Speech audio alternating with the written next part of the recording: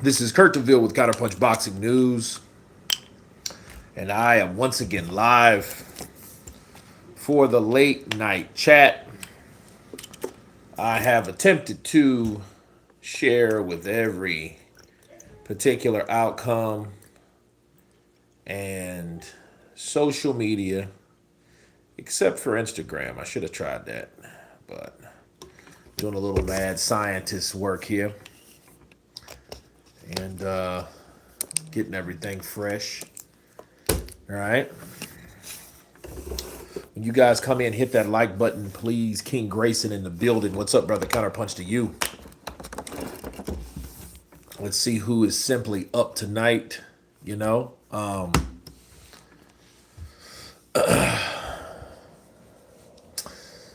so this is the time for proper reflection. CJ in the building, the man with the wrench. CP to you too, bro.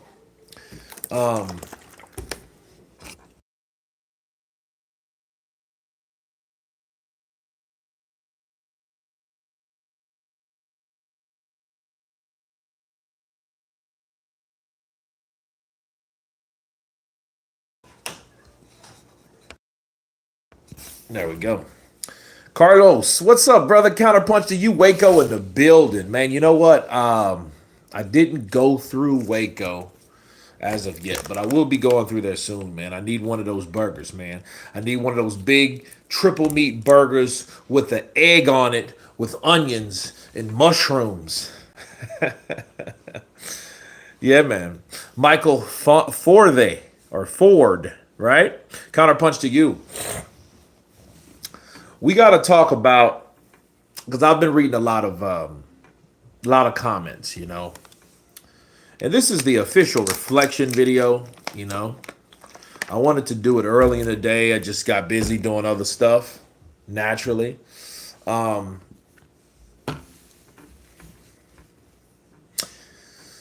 Catterall versus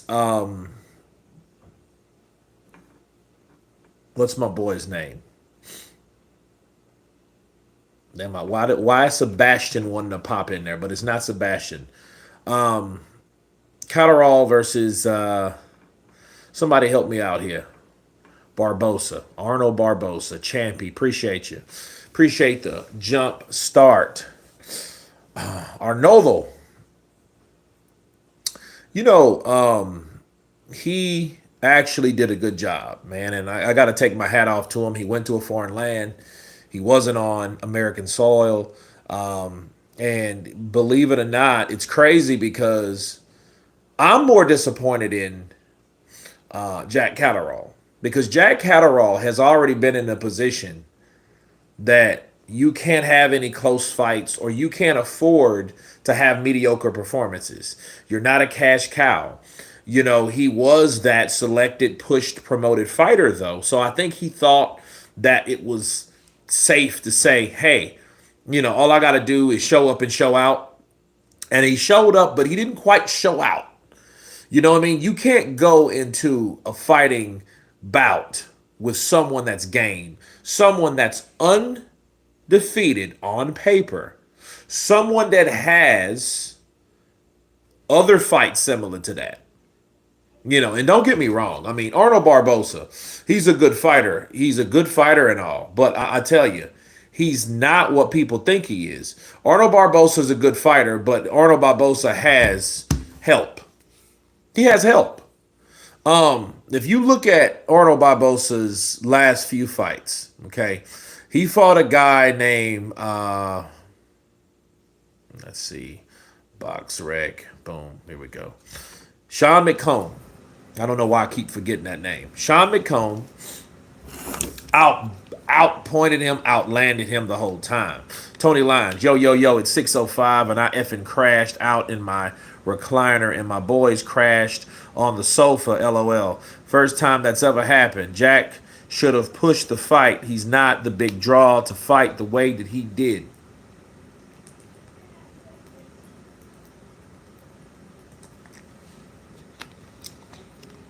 I have to agree. Tony Lyons, you're absolutely right, man. I mean, why would he think? I guess he thought the only way that he could get robbed was away from home.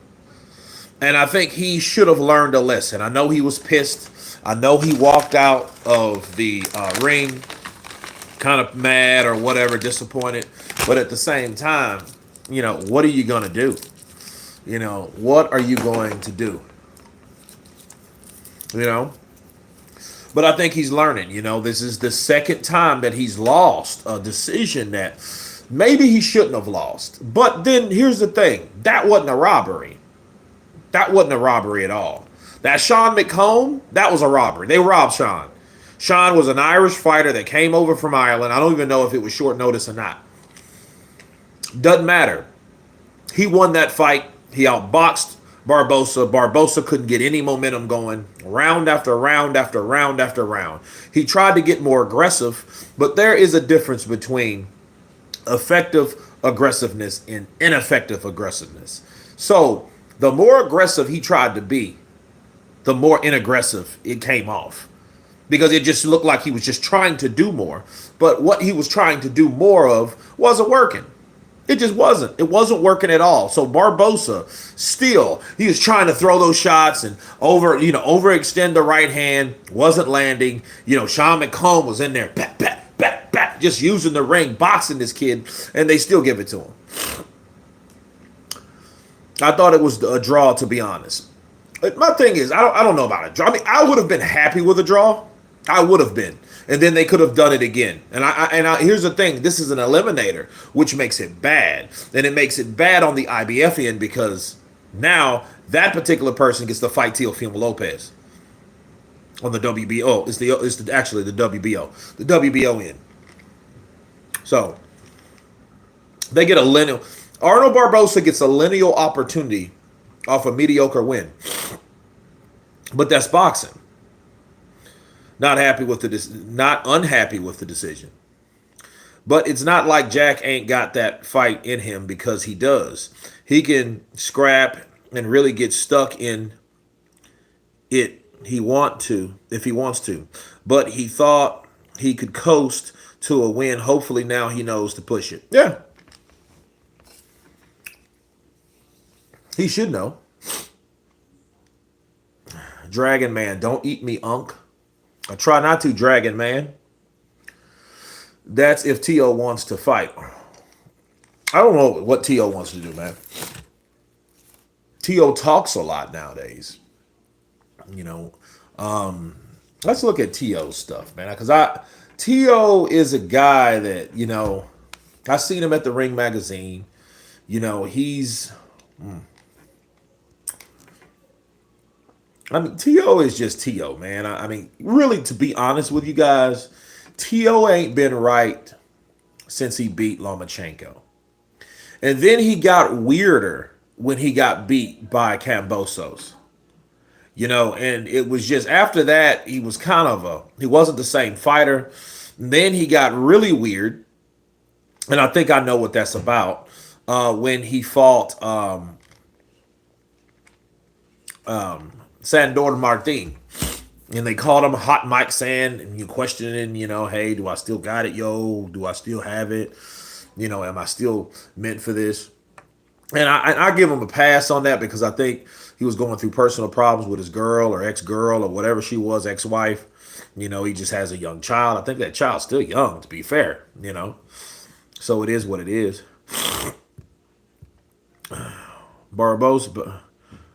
Barbobos, or whatever his name is, will not beat Lopez, in my opinion. I think Lopez whoops his ass as long as his head's on straight. What the style of Arnold Barbosa, though? He's an attacker. And he really surprised me with fighting someone like Catterall, because Catterall, I thought, would have been slicker than that. I thought Catterall was really going to put hands and feet on this boy. Then he didn't do it. You know what I mean? And it's like, dude, if it's like that, if that's what you're doing, if you can get to a point where you get that comfortable, fighting somebody that we perceived you to be better than, something's wrong.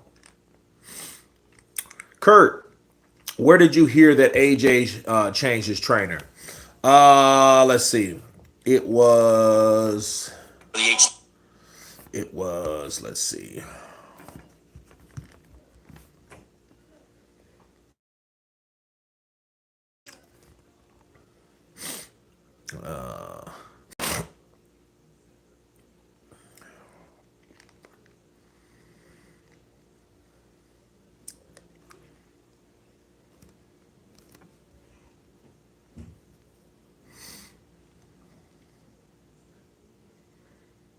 He's been in Dubai with Anthony Chill Wilson. Now, I don't know how long he's gonna fight. Play. This is. It may be like a Ben Davison type situation. What did I think about the weekend's cards? I mean, I think they were all right. You know, Kurt, are you streaming this whole Riyadh card hours on Saturday? 7 hours? Absolutely. I mean, the only way I wouldn't scan that card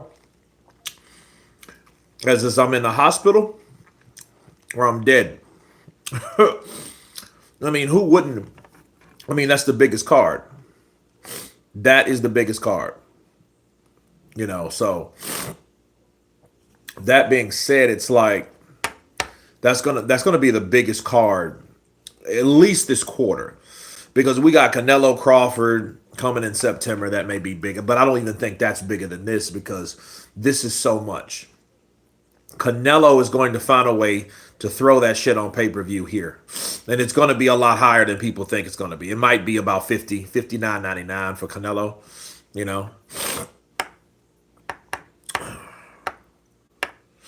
Kurt, what do you think about this weekend's cards? Already got that one. But I mean, the cards were good, but I don't think they're anything compared to what we're about to get this week. This week, I will do 50 videos this week. I will do 30 shorts. I will do 40 videos. I still have to Beterbiev Bivol, Callum Smith, Boatsy. Who else do I have to? I think I did everybody else. It's somebody I'm missing though on that card. You know. But yeah, Carlos. Yeah, that's pretty much it, man. I'm gonna do that whole card. I'm gonna be on probably about 8 hours. So 8 hours of streaming. We're gonna be live that whole night. I'm gonna take it easy. Since it's going to be in Saudi Arabia, it's going to start early, maybe about 10 o'clock. So, guys, get ready. We're going to be from probably 10 a.m. to probably about 7, 8 p.m., 6 to 7 p.m. So, 10 a.m. to 7 p.m., we're going to be streaming that whole day. Saturday is going to be lit. No exceptions. I'll probably be doing videos from 10 to 10 because we have to do all the recaps and all that stuff. So, Aaron, counterpunch to you, Kurt. Caught your notification and just wanted to wish you a good night. Looking forward to Saturday. Aaron Edson, I'm glad you got the notification. Bring on next week's cards. Absolutely, Conrad. Tony Action, I asked in the Fabio group chat and was told it's not true that Ben been keep getting other fighters ready while AJ been doing his own thing for a bit, but apparently AJ is going back to Ben for camp. Well, he's not technically in camp right now.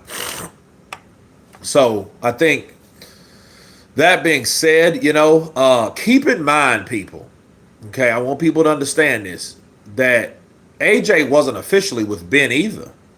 It's just, it clicked. He was supposed to stay with Derek James until, I guess he thought about it. He thought about all that access eating. He thought about that long-ass trip, that flight over. He thought about that jet lag. He probably thought about the losses from the team, overall team, because it's political. You know that's political. You don't think that AJ heard that Errol Spence got destroyed, Ryan Garcia, popped dirty. Who else? Like here's the thing. I think that's what happened. I think that's what happened with AJ. AJ seen that the fighter of the trainer of the year was no longer the trainer of the year. You know what I mean? And I think Ben Davison, him being with Ben and him seeing Ben collab with those other fighters, and he's kind of checking it out. I know he thought about the Tyson Fury, friendship, and that might have made him kind of step back just a bit, but not enough to keep him away. So I think that's what AJ did. I think AJ did that because of that reason. Hey, I'm at home, right up the street. I could take my Range Rover right to the gym every day. Leave, come home to my convenience. So why not do this? Then he knocked out Otto Weiland. Then he knocked out Francis Ngannou. So yeah, it looked pretty good, but that wasn't supposed to be a permanent thing. It wasn't like, hey, this is my trainer, and I think he's this, and I think he's that. Even Ben was like, look, it just stuck. It just felt right. It was kind of like a puzzle piece at the time that felt right at the time. So if he's out there with Anthony Chill Wilson right now, you don't know what could happen with AJ, because I think AJ's like water. I think AJ goes where I think he feels more comfortable. So if Anthony Chill Wilson can teach him something, and I think it's better time than any, because what normally happens with a lot of guys, trainers, they are eager to tell what that trainer didn't do well. So you think Anthony's Chill Johnson or Wilson, I'm sorry, would be unwilling to say that? Yeah, he would be probably the first. Like, look, I seen you in that last fight. You had to have your head on a swivel because you got a guy that's coming at you with firepower, and you have to know how to deflect that firepower. And I know you have your own. He did that. He gave him that whole spiel on what he did wrong in that fight. And then Anthony Joshua thinks and knows that as well. So there you go. Hey, Kurt, I thought you said Luis Ortiz was going to fight Akali. No, I said Luis Ortiz and Akali were in talks. I didn't say they were going to fight. Hell, I know Luis Ortiz would want that fight. Yeah, I did a video on it. I did a video on the post, okay, that they're in talks. Lawrence Akali is in talks with Luis Ortiz. Honestly, I don't want to see that fight. I just know Luis Ortiz is old, and he may be still any fighter that's that old can be dangerous by default because he ain't got nothing to lose. He just wants a check. That Al Heyman money's gone. He's trying to get in where he fits in. It ain't no, hey, no, I'm going to fight on the undercard of somebody else's thing over in the States no more. No, that's done. Hold on a second, guys.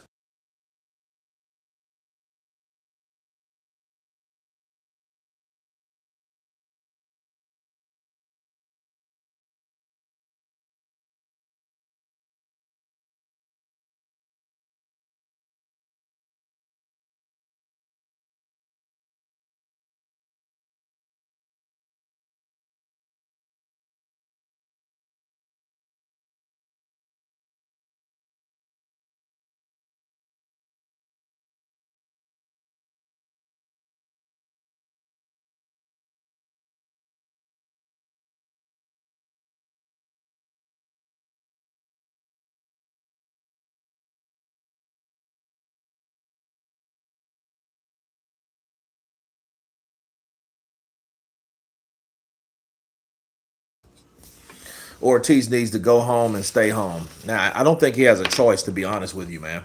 I think, what people don't know about Luis Ortiz, I hear a lot of things and with fighters that a lot of times I don't really like to display certain personal things because, it's not all that tasteful. But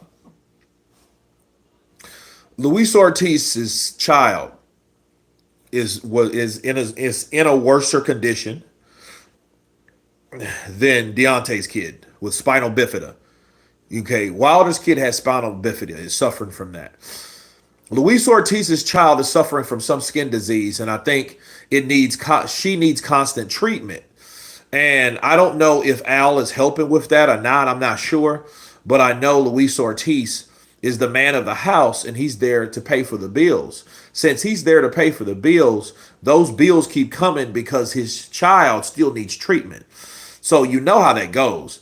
Hospitals necessarily won't turn you away, but they're going to remind you constantly that, hey, we need this money for these treatments. These treatments are expensive. This is America. This is not the UK. This is not Canada. This is not Brazil. This is the USA. If you don't have insurance here, you're screwed. And even if you do, some of the insurance won't help or pay for 100% of it. They'll pay for a portion of it, and you have to come up with the rest.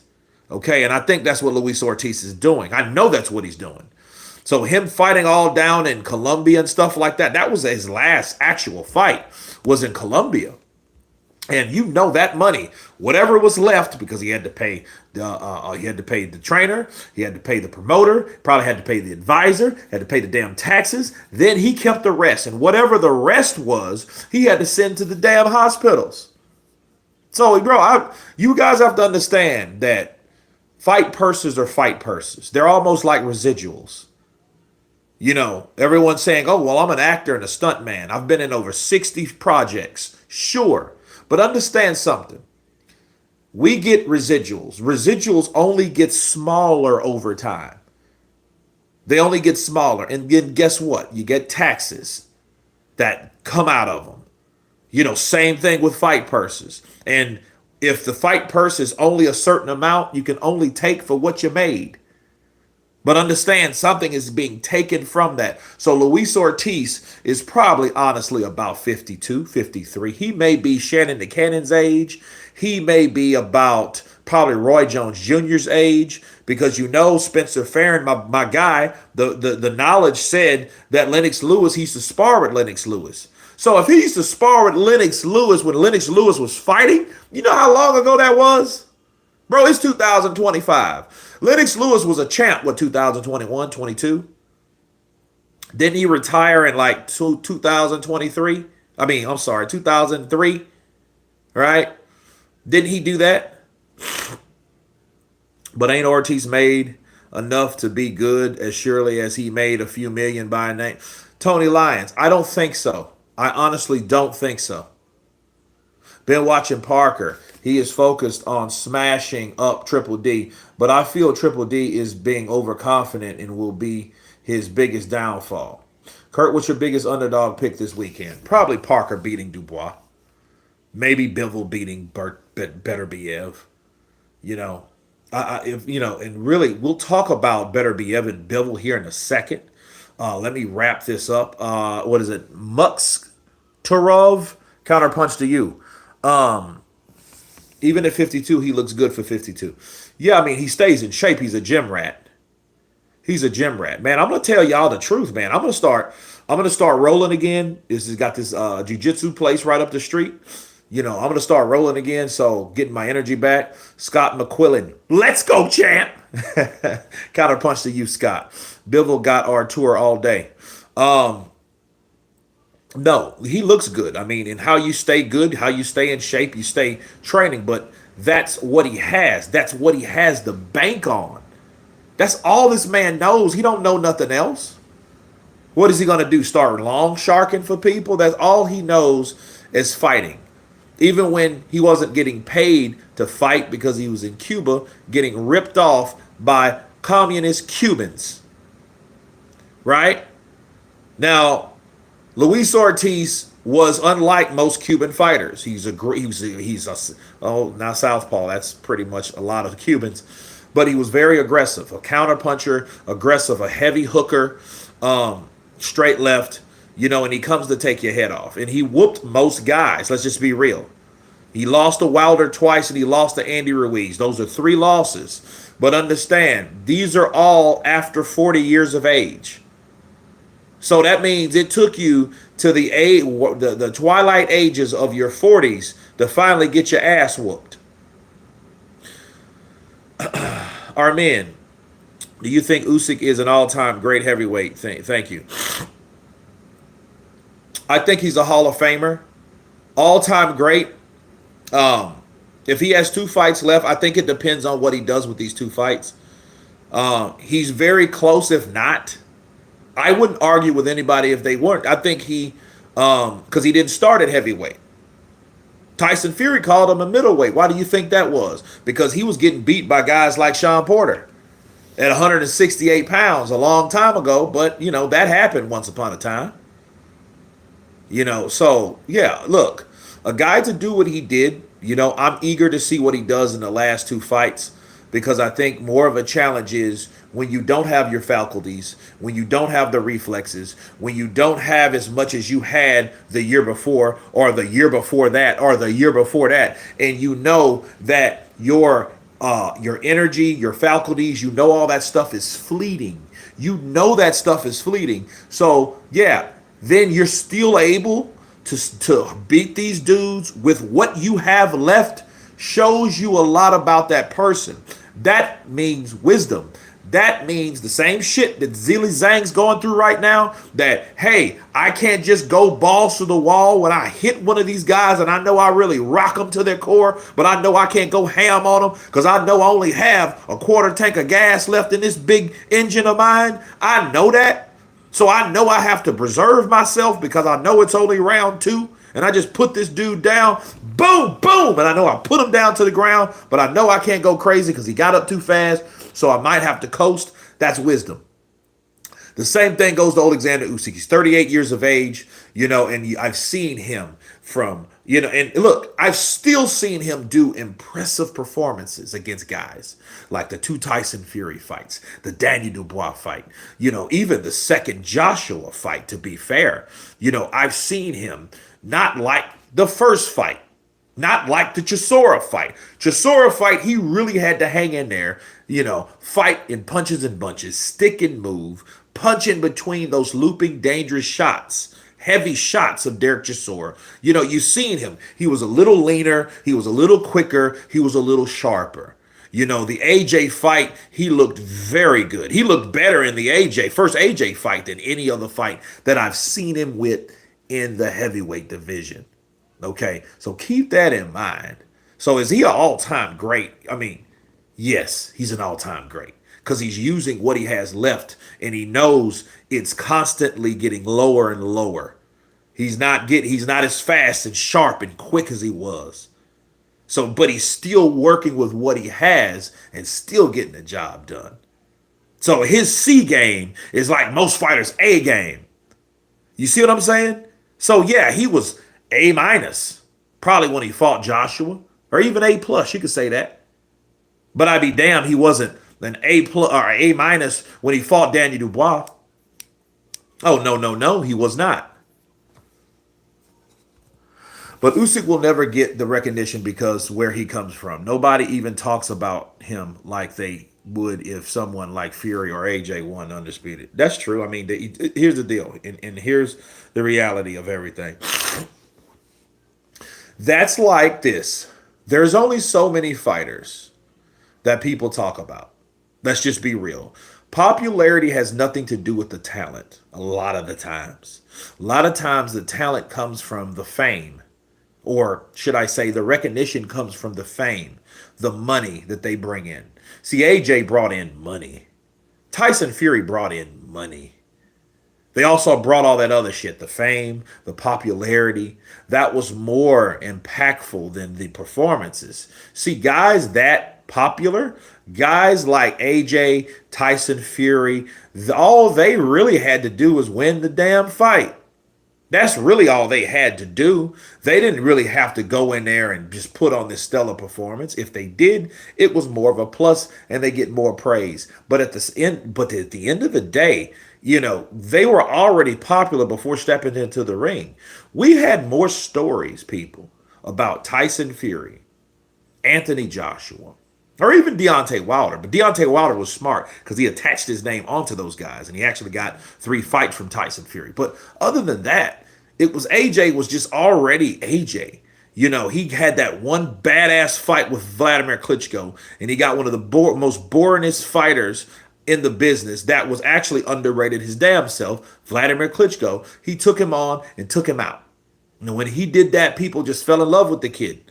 You know what I mean? Because he wasn't unlikable. He wasn't a douchebag in the public eye and stuff like that. And Fury was having a hiatus. He was getting drunk and having his leisure time and stuff like that and dealing with his stuff. So AJ was the man. So that is the popularity. It's almost like Mike Tyson was to Evander Holyfield. So Alexander Usyk is in essence our generation Evander Holyfield. We know Evander, but Evander will never be as popular as Mike Tyson. Never. Never be as popular as Mike Tyson. Everyone knows Mike Tyson. You can go to Bangladesh. You know Mike Tyson? Hey, Mike Tyson. They don't know Mike, bro.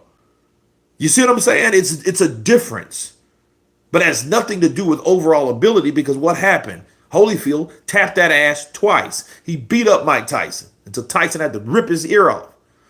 You know what I mean? Just like Lennox Lewis was good. He was better than probably both. He peaked later than both. But at the same time, was he the more popular? No. He's the most gifted. But gifted does not go hand in hand with popularity. Okay, that's what we need to understand about fighters. It just is what it is.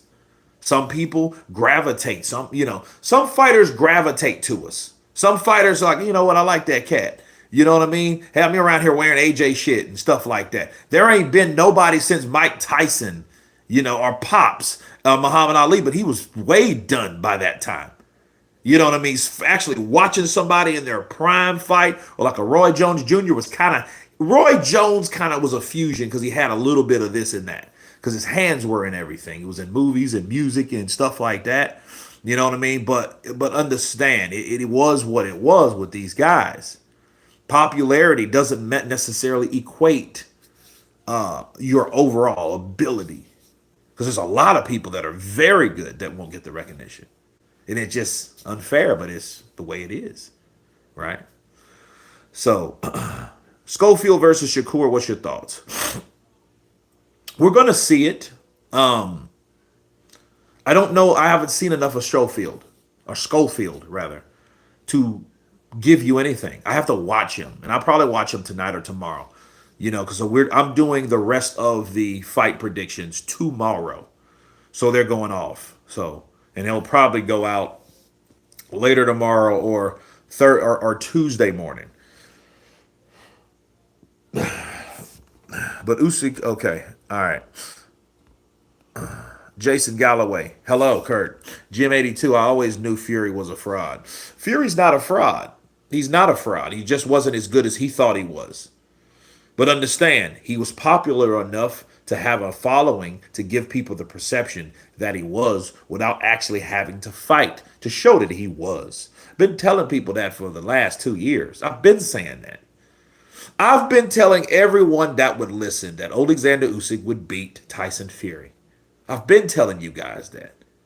I was the poster child of saying it. Everybody else was, a lot of people. I'm not even going to say any names because it don't even matter anymore. I just have receipts. You look at all the shitload of videos that I made. And I told you guys, I say, you know what? Usyk is going to beat Tyson Fury. He's better than Tyson. He's smaller, he can move better, and he's better at doing what he's doing than Tyson is what he's doing. I kept saying that. I want Big Baby Miller to beat up the other Big Baby for the name. They could make that fight, Big Baby versus Big Baby. But I don't really think that Anderson is ready right now. I don't think he's ready for a fight like that. I think he needs another fight before even considering a fight with Big Baby Miller. And I think Miller needs to make a couple more M's. I think Miller's in a good position. I hate what's going on with him and Dimitri Salita. Oh, by the way, update. I talked to the publicist, and she got in touch with me. He's still not ready for an interview yet. I don't know what's going on with him and Dimitri Salita, but he's still not ready. But I'm the first on the list. So I still have that waiting on my StreamYard to talk with Jarrell Big Baby Miller. More than likely, it will be in March. But I'm just speculating. But yes, would love to see it as well. That would be dope. Golden era boxing. Yeah, the receipts are there, man. The receipts are there. Bacali exposed that ass. Bacali showed you where Bacali was. But let's see where Bacali remains to stand. See, one thing we do, though, as boxing fans, we jump to conclusions way too fast. We are quick to call someone a bum and then quick to call someone a straight savage without really knowing the whole story before it unfolds. We won't know the whole story until we see another fight to show us another part of that story, to show us where this fighter is fighting another fighter, fighting another challenge, getting in there with someone else that holds a different style. We have to understand that. We have to be more open minded but patient with the process of seeing fights unravel. Right? Sean T, what's up, big dog? Good to see you're looking well. Appreciate you, son. Sean T in the building. Counterpunch to you, brother. Retro Gaming Angry Gamer. Fury hypes himself and the boxing media hypes him. And he's just a tricky, flabby, oversized, featherweight type of fighter. He wouldn't take that AJ and Parker took. Well, to be fair, Parker fought AJ when Parker was a champion. Parker became a millionaire because Parker fought AJ. Tyson Fury, in fact, Tyson Fury he came in at 2018, which, don't get me wrong, was a beautiful year of boxing. 2018, I look at 2018 and I smile because we had so many potentials. This is before any of the guys, the Three Kings, lost. Tyson Fury was coming back on the scene. He was fighting Safari. He was fighting Pianetta. And then he went on to fight Deontay the Bronze Bomber Wilder. The Bronze Bomber Wilder fought his first test, and that was the undefeated Luis Ortiz at the time. That was 39 years, 11 months, and a few days old because he was almost 40 years old because they fought in March. Okay? So that was a very entertaining fight. So then AJ fought Parker, which actually was a chess match, and I wasn't impressed with that fight. I was waiting because I was going to Galveston, okay, because I was leaving Austin, Texas to head to Galveston at that same time, and I waited at Twin Peaks because that's where I saw the fight because I wasn't even going live at that time. And I'm glad I didn't because I would have just been disappointed as well. But I really didn't go live back in those days. But anyhow, yeah, the channel was booming. People loved what they saw, and we had two champions. We had Wilder and we had Joshua. No, we had Wilder, Parker, then Joshua. Okay, so yeah, 2018 was lit. It was a good time. But no, Joseph Parker became a millionaire at age 23 years of age. He lost a chess match. I didn't care how that fight was refereed. The referee stunk. The way he always came in and interrupted the action instead of letting the fighters progressively punch to get themselves out. Let them do their thing. Let that fight evolve the way it's supposed to. Don't jump your ass in there trying to stop in punches because sometimes punches mean a lot. Sometimes a fighter can get in there when they're close range because you don't know what the game plan was for Parker. He's the shorter guy but faster guy. So he probably wanted to come in there and get a good uppercut on the inside. You know what I mean? Where Joshua does have that Vladimir Klitschko syndrome at times where he tries to grab and then drag you in with a clinch. And all that jab and grab shit. So, Parker was probably trying to get in there to avoid the punch and then get his own punches on the inside because he had quicker, shorter hands. But that referee did not allow that to happen. Okay, so yeah, shame on that ref for doing that because a lot of people complained about that, and I was one of them. He didn't really referee that fight fairly. He refereed it in favor of the guy that it favored, which was AJ, which was a taller guy with the longer arms. So as long as he kept that fight a certain distance, it favored who? AJ, with the longer arms and the taller fighter. You see what I'm saying? So I do think overall that the way it was refereed was shitty, but it wasn't a very, very good fight. It was boring, to be fair. Not calling him a bum, but he got effed up against his first real threat. I mean, to be fair, Wilder was a threat to anybody. It's just Wilder, everyone knew that Wilder didn't possess what most fighters to his classification should have. But I think because people thought that, people called him Sloppy Wilder, people called him Windmill, people called him a lot of things. But this is what happened when you fought Wilder, and this was the narrative. This is how the status quo went when anybody fought Deontay the Bronze Bomber Wilder. You know what happened? Deontay Wilder would go in there. You would jab him, double jab, right hand, slip that jab, catch him with a left hook, take a walk around the block, repeat the process. Rounds 1, you win. Round 2, you win. Now, rounds 3, he swings and makes himself look dumb or dull or stupid or off balance. And then it's like almost humorous. Rounds 4, rounds 5, you're thinking to yourself like, dude, this dude really sucks. This dude really sucks. And then what happens? Bow! You get caught with something because you get comfortable, because you think this guy is no longer a threat. And then guess what happens? You end up waking up from somewhere that you didn't think that you would be. The canvas. Okay? Was a name for a while. No, thought Hunter versus Bacali was something else. That dude, Hunter, surprised me. Hunter is too good for his own good. I'll say that. I'm going to say that again and again.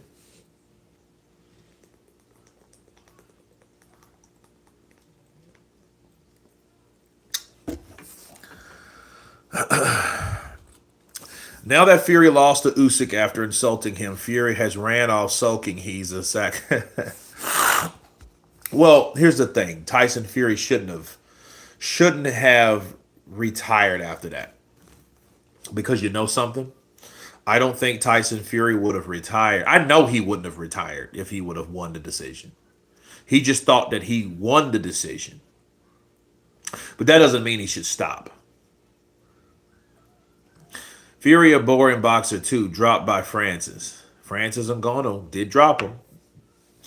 And I was out of the country for that fight. It was a very interesting fight. It was very interesting because it didn't go the way people thought it was going to go. You know what I mean? That was the beauty in it, the surprise in the performance, on how even this looked. And it almost looked like a guy that was coming in that cherry picked the wrong damn dude that night. 6 days ago, I think Dubois is going to get the KO. Well, he should get the KO based on what he's done. This was his third KO, well, actually fourth, because he did because he did quit against Usyk. So then it was Jarrell, then Hergovic, then Joshua, now supposedly Parker. So he's looking for his fourth consecutive knockout. Kurt, Mike Tyson, not okay. Prime 96. Mike Prime 86. Version of Mike 86 destroyed Evander. Sorry. No, Alex, no problem. I'm not arguing with you with that. You think that wouldn't become, but here's the thing. If that's all a fantasy based on the reality that Evander Holyfield in 1986 was not a heavyweight. That's just like, you know what that's like saying? That's like saying, you know what? AJ would have beat Alexander Usyk in 2017. Well, that makes no sense because Alexander Usyk wasn't a heavyweight in 2017. You see what I mean? There's no need to listen, Mike Tyson, I don't think anybody in this era right here, and that's including Usyk, I don't think anyone in this era would have beat Mike Tyson in 1986. I'm sorry. I don't think there is no one that would have beat him in 1986. That version of that Mike Tyson, that sharp, quick, fast, bobbing, weaving, combination fighting, punching with mean intentions, Kid Dynamite Mike. I don't think anybody beats him now. Nobody beats him. Nobody beats him. Gotta run. We'll tune back next live stream though. CV, take it easy, bro. Georgina 90. Parker will win on points. Dubois is too cocky now. I love combat sports, but it's a feeling like a lull in the action for me lately. I think a lot of people feel this way. I think a lot of people, that's why we have 42 people instead of 142 people. You know what I mean? Or 200. Like, I noticed like a lot of people have looked. I think this is the time for us to jump up. And, I know I'm having YouTube issues, because I'm on different social media things. I'm on Facebook. Let's see. Put my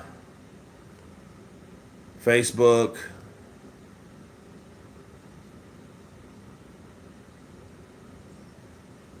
So I didn't go to the gram. Uh,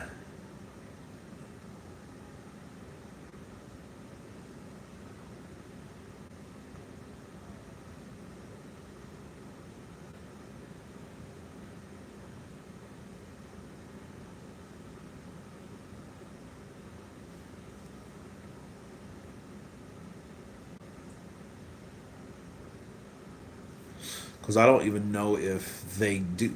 Because Instagram's kind of weird. Because Instagram doesn't really promote other platforms. Kurt, do you think AJ is washed up? His defense looks terrible against Dubois. Dubois made him his son. Julian Falcon, good morning to you, man. Good morning, Julian, in the building.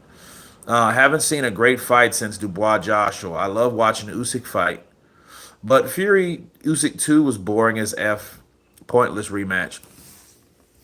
It wasn't boring. I mean, it was okay. It just wasn't the first fight. I mean, you weren't. I don't think. And I think the problem is the first fight was so good that that's what we got. I mean, I don't think that, sometimes the original is nothing like the original. I'm sorry. It's not going to work. Why may have only 43 people? Because most people may be asleep right now. Not in the UK. If you think about it, like, why would. Okay, bro, it's 1 o'clock here. So that means 8 o'clock. So you mean out of 50,000 people, 50,000 people are going to be asleep? Sure, some of them are still asleep, but this is the time people get up, get some coffee, check their YouTube, and they supposed to see that I'm live. They supposed to have a notification, which they're not getting. So there you go. Kurt, did you see Dubois do a backflip on those Olympic chains? I didn't know that he was so agile. You know what? I'm actually going to do a video, a short on that. So I've been back on shorts because things are changing. And I've been chatting with a lot of different communities, and especially with the YouTube communities, and it's come to my attention that the platform of YouTube is just changing. See, like lives, when lives became on shorts, I think you get it. Like they don't shorts are being replaced with regular video content. That's why a lot of times you don't see a lot of you'll see most more people doing shorts. Watch this. I'm gonna prove it to you. Is YouTube replacing the shorts over regular video content?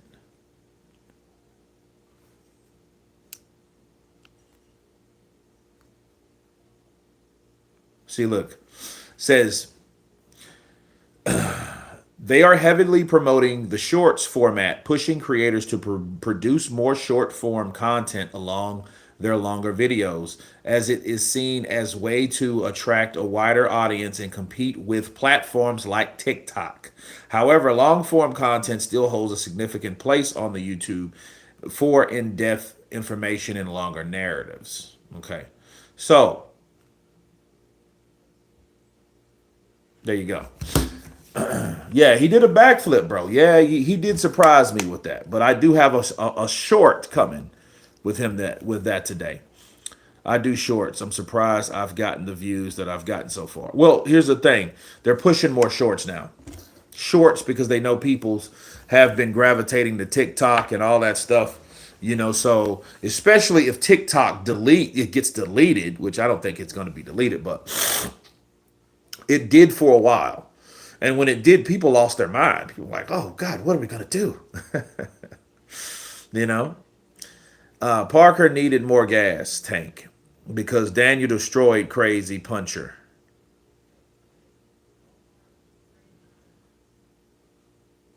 Well, Daniel, a lot of people, I think Daniel, Joe Joyce, those guys are just not. And here's the thing, Joseph Parker, out of those three, I think they're all similar in attitude. I think Parker's a lot more.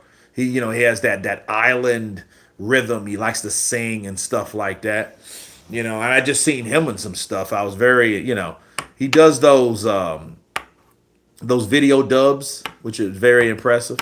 He did one on Step Brothers where he played all the people that were in the car. Remember Step Brothers' brother that was with his wife and his two kids, and then his kid and his wife comes out. You know, Dubois will cut through Parker. Hey, that's what should happen. I like Parker's personality. Yeah, I mean you could tell he has a personality and the things that he thinks of. He puts it together well. Dubois is feeling cocky right now, but for good reason. I think he destroys Parker in the end. It's his time. He's been saying it. One thing about like Dubois though, Dubois believes in himself. And for that, you guys, tonight when I finish this live stream, because I got about 10 minutes left on here, and then I'm gonna do some Patreon stuff. Which, if you guys haven't seen it, my members, you guys have seen some hot, steamy membership stuff. So stay tuned. If you guys aren't members, become a member or join me on Patreon. It's on both platforms.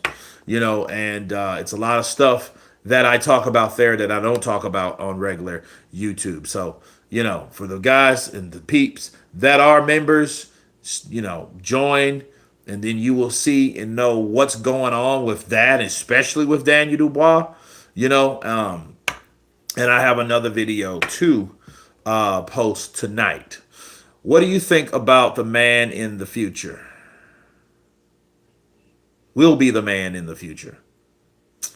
Probably Moses Atoma. You know what I mean? And I would just, now looking at like, let's say AJ fights Dubois, and then Dubois just takes AJ out. Well, AJ's done.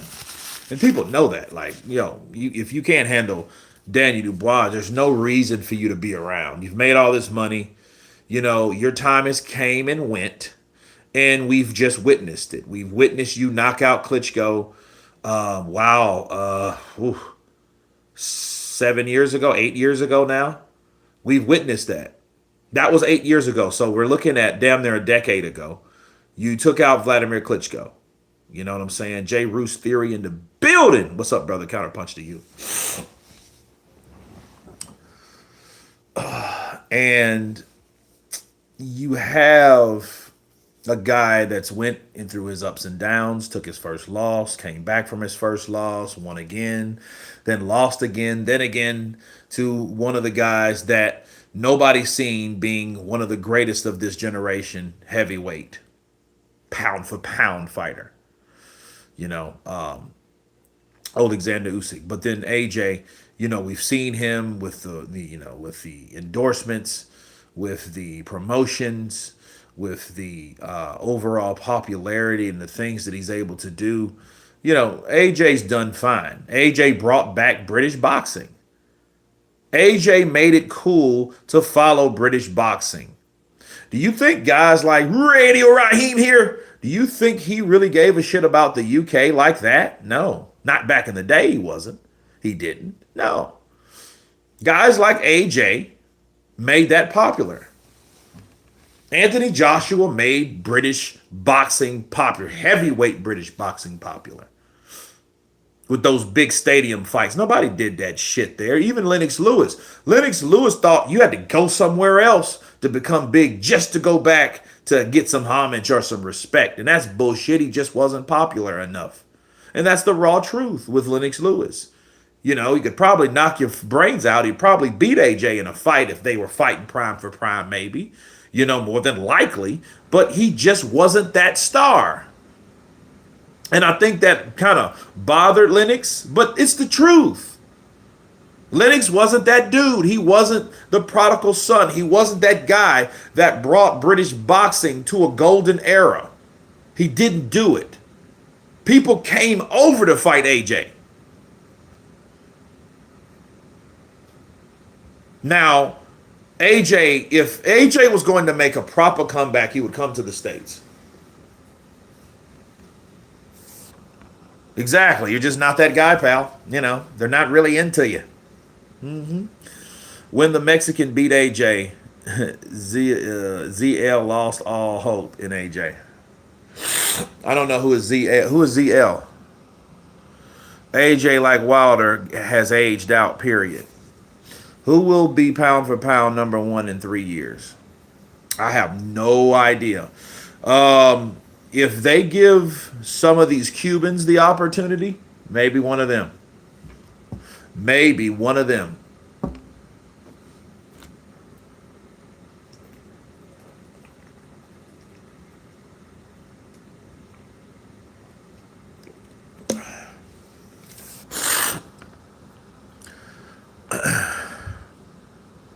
Fury versus Dubois would be interesting. I don't think Fury will touch that fight with a 10-foot pole, though. Nah, I don't think he would either, because that's like fighting someone similar to AJ, but younger than AJ, which would be very dangerous for Tyson Fury. And if I was Tyson Fury with all that money I made, and I don't want to look, I don't want to get bashed up on national television, or should I say on global television, because that's a global thing now, I wouldn't do it. Not me. Tyson Fury's made enough money his damn self. He has millions on top of millions on top of millions in the bank. This man don't have to worry about money at all. And I think what they're concerned of, if that Deontay Wilder scare was true, meaning they retired after the Dillian White fight because he said he had knots in his head and back behind his neck. If you guys can remember that, if that was real and the scare was real, you need to stay far away from Daniel Dubois.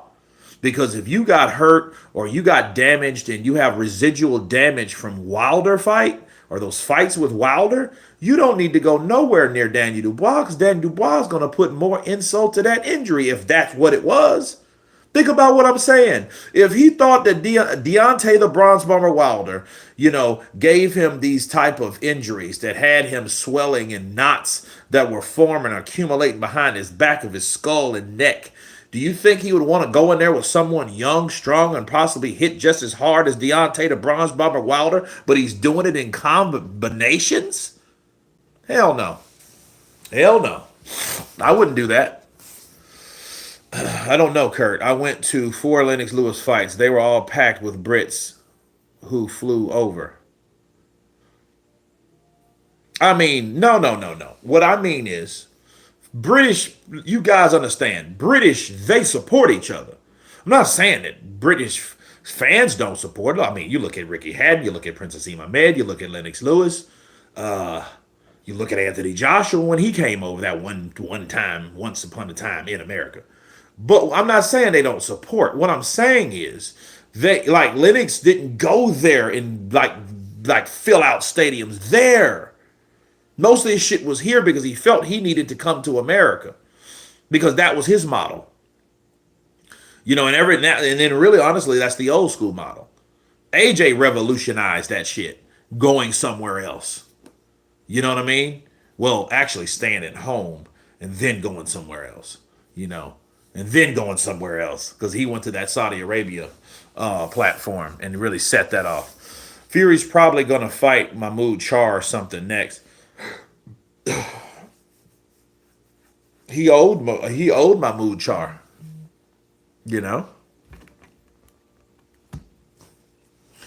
How does Terrence Crawford versus Sugar Ray Leonard or Robinson play out?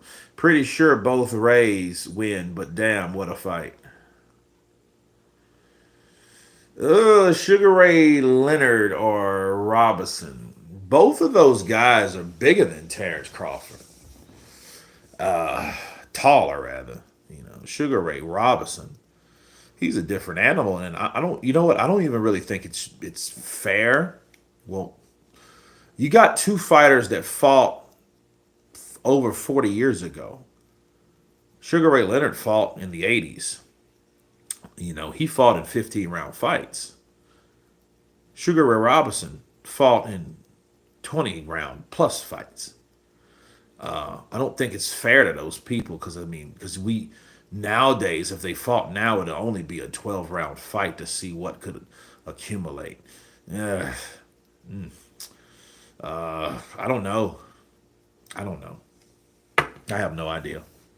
I mean, just to think about a fight like that, Terrence Crawford versus Sugar Ray Leonard. I mean, Sugar Ray would try to win a fight. I mean, I could see him throwing a lot of combinations, but that's a strategy. That's like I think Oscar De La Hoya took a lot from the Golden Boy at the time in the early '80s, Sugar Ray Leonard. Sugar Ray Leonard, you know how he persuaded judges in the Marvelous Hagler fight? It wasn't that he was pressuring them. No, he was boxing and moving. He was doing some Edis Landy shit, really. If you look at that fight, I mean, he was just boxing, sticking, moving, boxing, sticking, moving, boxing, repeating the process, repeating the process. That's what Sugar Ray Leonard was doing, to the point that Marvin Hagler was getting frustrated because he wanted Sugar Ray Leonard to fight him like Sugar Ray Leonard fought Thomas Hearn. You understand? See, a lot of people looked at Floyd, and I'm going to get back to Sugar Ray Leonard here in a minute. A lot of people's mad at Floyd because Floyd chose to fight Manny Pacquiao a different way, a safe way. He fought him like he knew he could beat him, rather than him fighting Manny like he fought Conor McGregor, another southpaw. But he came forward, Conor. He just came forward on him and just tried to tire him out. And he knew, like, I'm going to get this Irishman tired. He drinks, he smokes, he snorts. So I'm going to get him tired eventually. He's going to gas out. He's a UFC guy. He's used to five-minute rounds in the UFC sometimes. But guess what? He don't know about this back boxing platform. And you know what I'm going to do? You know what I'm going to do? I'm going to tire him out, so I'm going to stay in his chest, and I'm going to take those punches, and I'm going to get him tired, then I'm going to knock him out late. That's what he did. But he didn't do that to someone like Manny, because Manny doesn't have those problems. He would have pulled that shit with Manny Pacquiao. Manny Pacquiao would have made him look like Antonio Margarito. That's what would have happened, but he didn't do that because he was smarter. Now, back to Sugar Ray Leonard. Sugar Ray Leonard fought Hagler like that, to the point Hagler was like, listen, fight me, you little bitch. Fight me, you little bitch. That's what he was actually telling Sugar Ray Leonard. Fight me, you little bitch. Come here, fight me. But Sugar Ray was like, nope. dot, dot, dot. Dot, dot, dot. Move, dot, dot, dot. He was that way. And he was saying that, look, I'm not going to fight you. I'm going to box you. My footwork is better than yours. I may not can punch as harder than you, but I know I can outbox you, and I can keep moving, and I have the gas tank to do it. So I'm going to beat you like that. But what he did was, the cherry on top, bing, the cherry on top was, all he did was 10 seconds. When he heard that stick, he went to town. Ding, ding. That's what he did in 12 rounds. Because by the time they fought, they didn't have 13, 14, 15th rounds. Not in 1987, they didn't. No. Okay, so by that time, he knew, I got 12 rounds. And each 10 seconds, I'm going to let these hands go. I'm going to let them go. Because I'm going to have this guy chasing my ass. And I'm going to be moving like Edis Landy.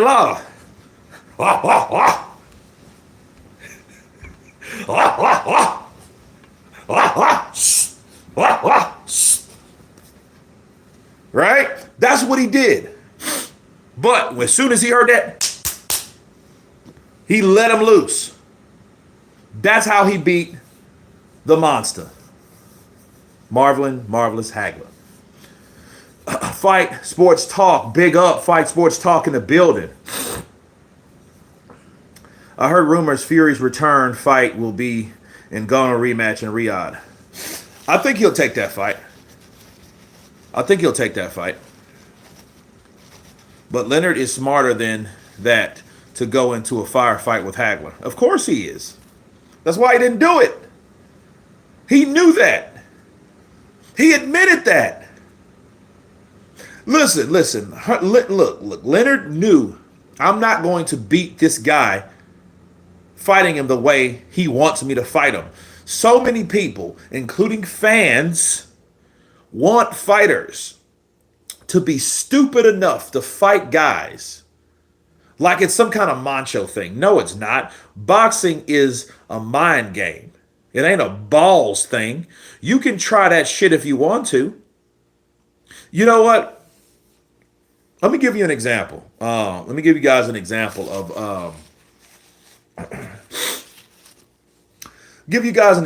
someone that used their balls instead of their brains and they end up getting knocked out. You know who? Gabe Rosado, David Lemieux. If you guys can remember that fight, have you guys seen that fight? Gabe Rosado versus from Philly versus David Lemieux from Canada. Hard hitting ass David Lemieux, right? Little small T-Rex arms. David Lemieux fought Gabe Rosado. Gabe Rosado, tough fighter, Philly fighter, of course. And what ended up happening? He got cut, obviously, but he started coming in. He started giving David Lemieux what David Lemieux wanted, and it felt good to him. And he was doing a good job. He was boxing, moving, and he would stay in the pocket and throw combinations. And he was very successful because David Lemieux wasn't like this, like prolific defensive fighter. He was just honestly, he was just a slugger. He was a golden boy fighter that he could punch like the Dickens. You know, that's the guy that actually Triple G boxed David Lemieux. That's how hard David Lemieux fought and punched. Because even Triple G didn't want to get hit flush with a shot like that. No. And Triple G has one of the best chins in the business, but he's not an idiot, right? See, that's the difference between being a great fighter and just a good fighter with a good chin. Okay? And Gabe Rosado stayed in the pocket too long and got chinned. And his ass was out of here. Now he could have played it safe. He could have boxed more. He could have used his mind more or brain more. But he wanted to use his balls. He wanted to show heart. He wanted to show that, hey, you know what? I can get in there and I can do this thing and I can beat this guy in my own gang because I'm from Philly. I fight with sticks, stones, and bottles in the streets of Philly. I fight with sticks, stones, and bottles in the pow! That's what happened. Over with. Boxing is a chess game. Leonard played his pieces right. Absolutely, Julian. That's why he is Leonard. That's why he is Sugar Ray Leonard, and that's why Gabe Rosado is Gabe Rosado. Mental and spiritual. Absolutely. Better Biev said he doesn't like boxing. It isn't a fan. He isn't a fan of the sport. He says it's a job. You know what though? Here's the thing. You know what he is. This is who Artur Beterbiev is. Artur Beterbiev is, who is he? He's a Ned Stark. He's a Ned Stark. He's a guy I don't really like. He doesn't like to watch the challenges and all that. No, he doesn't do that. He's a guy that'd rather be in bed with his woman. Right? Kathleen Stark. Right? Cat Stark. Counting the red hairs on her head. He would rather be in bed with her than to be fighting someone. But when he does he's very good at what he does. Jake Paul is the greatest. Sugar Ray Robinson would agree with Beterbiev. Jake Paul for president. Okay. These pointless rematches are really getting out of hand. Even Bivol Beterbiev too is pointless. Well, I mean, it was close enough to become contentious, and it's contentious enough to have a rematch. So I wouldn't necessarily do that because it's a lot on the line. However, light heavyweight division is it's not what people think. Unfortunately, Canelo had it at a point at some point. David Benavidez is not big enough of a star. How is Bivol versus Bill? Yeah, I don't know. He just talking, bro. Jared Anderson hates boxing, but isn't disciplined enough to be consistent. Yeah, I don't know. I mean, I feel bad for him, but I'm like, hey, he'll make some money. He'll have about 5 or 6 more fights, and in those 5 or 6 more fights, I hope he grosses $20 million. And I hope that's enough for him to spend, to invest, to take care of his baby and future babies to come without him sustaining too much damage. But as far as him being that guy over here, I don't think that's going to be him. I think he's going to challenge people and have an interesting challenge to the person that will be, but I don't think he will be. I just don't think it, and I don't think he wants to be. I think he took the money to fight Bakali because it was the right type of money that he needed or he wanted and thought of in his mind that's ideal to quit. He was like, you know what? 3 million, $4 million. Hell yeah. Give me this money. I'm going to take half of this shit and I'm going to put it up. And then on the next fight, I might get 5 to 10 million. I'm going to take half of that shit. Then I'm going to put it up. I mean, he was thinking about the money. He wasn't thinking about that big ass challenge in Martin McCauley. He wasn't thinking about the possible danger it would be. He just thought he was good enough to get past someone like that big Goliath. And he was wrong. Because the last King of Scotland showed that, hey, I'm not messing around and I'm here to take you out. And that's exactly what he did. He took Jared Anderson out. Now, Jared Anderson, could he come back? I mean, yeah, he could.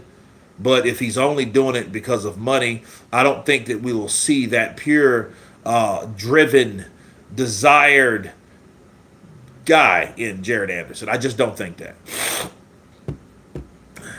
James, after his win, where do you see Keyshawn Davis going? He gets a Yama fight. A Lama fight? Lomachenko? I don't think anyone, and I don't think anyone here, and I want people to listen to me. I don't think anyone deserves a Vasily Lomachenko fight. I don't think any of them deserve a Vasily Lomachenko fight because I think Loma is done. I think he will retire. And I will be glad when he does. There's no point of him doing what he does. He's a lot better than his record reflects. He will always be the Matrix, high tech, Lomachenko, Nomaschenko. He will always be that to me. Because I know him of dismantling guys that were considered the fastest fighters on this planet. And Lomachenko was able to take those guys to school, like Gary Russell Jr. Gary Russell Jr., I don't even think he fights no more. I think he's now the head trainer of his brothers, right? Is it? Up there in Maryland or D.C. or wherever they're from. But understand, because shout out to their pops. Their pops passed away too. So I think he just stepped up to be that mentor to help his family of boxers on the way. However, I'll tell you this. Gary Russell Jr. was one of the fastest fighters around. And when I seen Lomachenko in his, I want to say his second fight or third fight Gary Russell Jr. and dismantle him like that, I knew I was looking at something special right then. I didn't follow him necessarily through the amateur rankings. I knew what his reputation was. I knew that the man only lost one fight or twice, and he had lost one fight in the amateurs, and he avenged that twice. I know his issue. I know his story, and we seen him show it in the professionals. But we also known Lomachenko to run headfirst into politics in the sport of boxing, the sport that we love, that we hate so much, when it came to getting fights that he wanted to show people that he was the best. And I think he would have whooped Tank's ass in 2017 or 18 or 19. That would have happened. He would have whooped Tank Davis. And Floyd knew it. And Tank and Floyd didn't want anybody to be better than anybody that he was promoting because he thought he was still the shit. And I want people to understand that. Floyd's ego stopped Tank from getting his ass whooped because Tank represented Floyd. Okay? So he did not want Lomachenko going up. And he was moving up. He was moving 122, 126, 126, 130, 130, 135 till he ran into Latenight, right? And ultimately stopped right then. I already asked, but I already had left. But real quick, Bivol versus Better BM. Who do you think wins the rematch, and who do you personally want to win the rematch?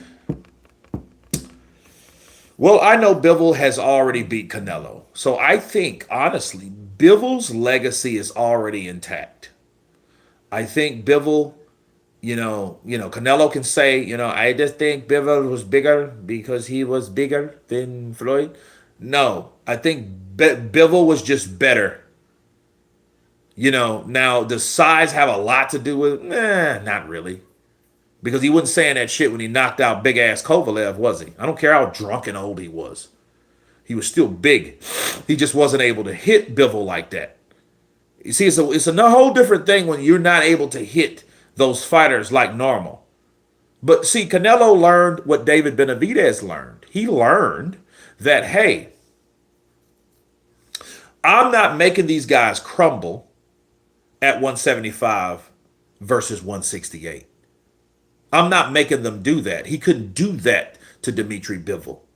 Dmitry Bivol was taking them punches and still giving his ass 5 for his 2. So every 2 big, shots that Canelo would throw and maybe land partial on Bivol, Bivol would give his ass something he asked for. Or maybe he didn't ask for. He would give him twice as many shots. For every 2 punches, there was 5 coming back from Bivol. So Bivol, and people didn't even think that Bivol was going to beat Canelo Alvarez. And it just showed you Canelo still thought he won. That just showed you that he was still spoiled from the promotions from Golden Boy. So are you saying that Floyd saved Tank from Loma? I would like to hear you say that. Absolutely. I just said that. Yes, I'm saying that. I said that. It ain't I tried to say. I said it. He did not want. That's a fact, bro. There's receipts. Floyd did not want. Let me tell you something. Let me tell you something about Loma. Loma, nobody told him. And I'm quoting Floyd. Nobody told Lomachenko to stay in the Olympics that long. Nobody told him to get 2 terms. Nobody told him to stay in there that long. Tank's the future. Loma's on his way out, and that's how it's going to be. That's what he said. Yeah, but he couldn't KO the smaller guy. Didn't need to KO the smaller guy. Who is Bivol? Who is Bivol knocked out? Bivol ain't a knockout artist. He ain't a knockout artist. So what are we talking about here? Better be over Bivol because good triumphs in the end. Okay. Kind of turned out to be true, though. Who would win? Did you say Canelo versus Dubois? What? Crawford would listen. Your guys got to leave. Y'all act like Canelo's a red-headed badger from, No, man, I don't want to see nothing like that.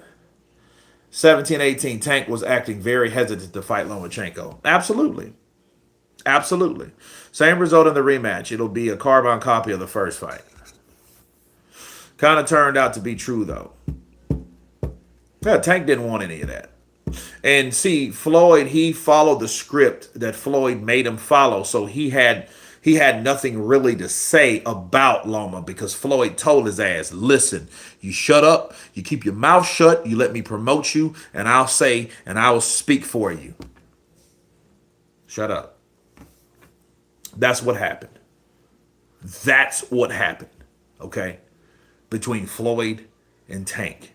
And then to the point, Tank was getting so frustrated because he didn't have a voice.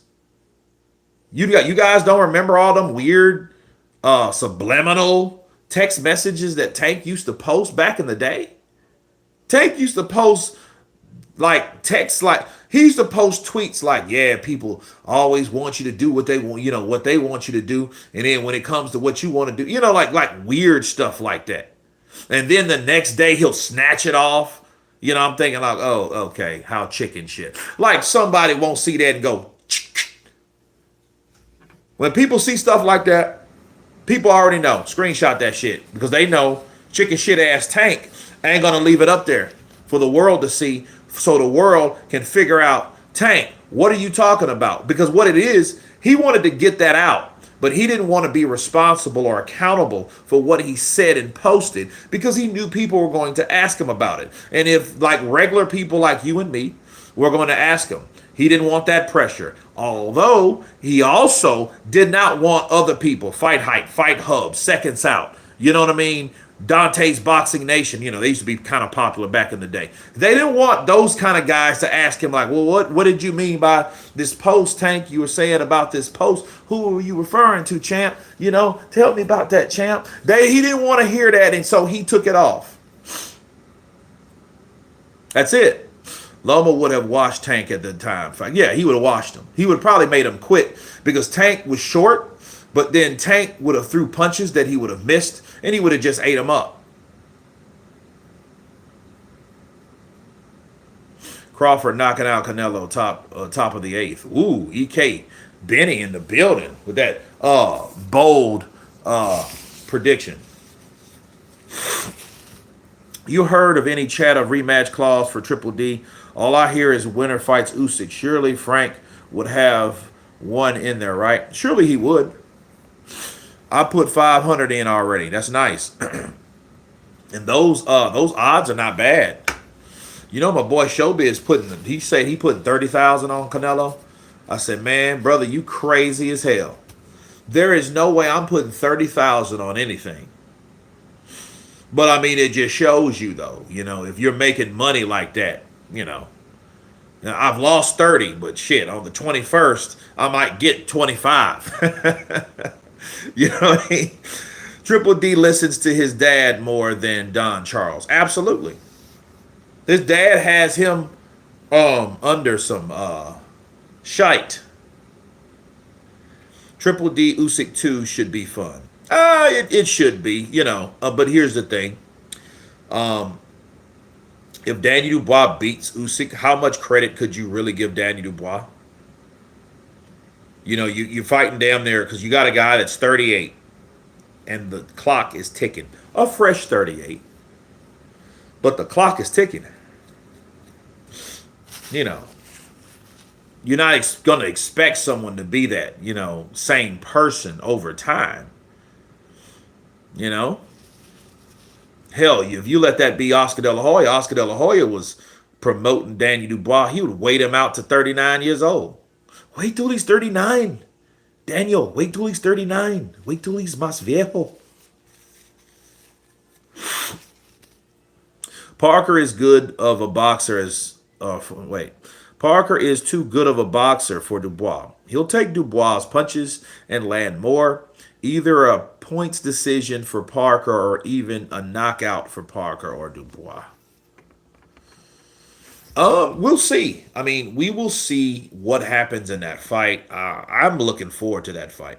I like Parker. Look, Daniel Dubois is growing on me. But here's the reality of it. Here's the reality. Times are changing. The guys that are less popular are beating the guys that are more popular. That's all that's happening. That's why boxing is not where boxing was. I get it. We got 50 to 60 people on here. That's kind of like the little deal, but that's normally bullshit. That's people have lost hope in these fighters. If AJ, this is what happens. If AJ knocks out Dubois, everybody will come back and everybody will be back on AJ's sack. Bars. And that's a fact. Bars. You know what I'm saying? I mean, that's just how it is. Master, UK in the building. Ron House, Frank Sanchez versus Usyk would be a better fight. Yeah, I do think so. And I'm rocking with my boy Frank. Cuba de la casa, que volar, I said it. I'm going for Frank because that's my friend. You know, uh, he's from Cuba. I have family in Cuba, so yes, I'm going for the Cuban. You know, so and I like Usyk. You know, I am feel. I am very feel, and if he wins, he gets full credit, just like I get Caballo got when he beat Frank. Honestly, I would like to see Frank. Speaking of I get that fight with I get again. Let's get I get. Let's get him. You know, speaking of a boxer in his late 30s, are you giving Terrence Crawford any sort of chance against Canelo at 168? And how many more fights will Terrence Crawford even have after that? Just saying. Well, I think if he beats Canelo Alvarez, he would just retire. I think if he loses to Canelo Alvarez, I think he would just retire. I think Canelo Alvarez is Terrence Crawford's last fight. That's what I think. What chances do I give him? I am 45-55 right now in favor of Canelo. I am now. Here's the thing. I'm going for Terrence Crawford, but I just want to know if Terrence can take those shots. You know, you know what I mean? Like, because Floyd didn't have to deal with a 168-pound Canelo. You know what I mean? He didn't have to deal with that. But I think he's just as good as far as style, as far as I think he'll fight Canelo, and he'll know how to fight him, and he'll know what to do. And I can't wait to see what he does versus what Canelo does, because Canelo's so good. So you got Canelo, man, but here's the thing. Everyone's talking about, man, in the late 30s, how much of a chance do you give Terrence Crawford? But I'm sitting here thinking, like, you guys don't witness that Canelo Alvarez ain't been the same motherfucker since he knocked out Caleb Plant.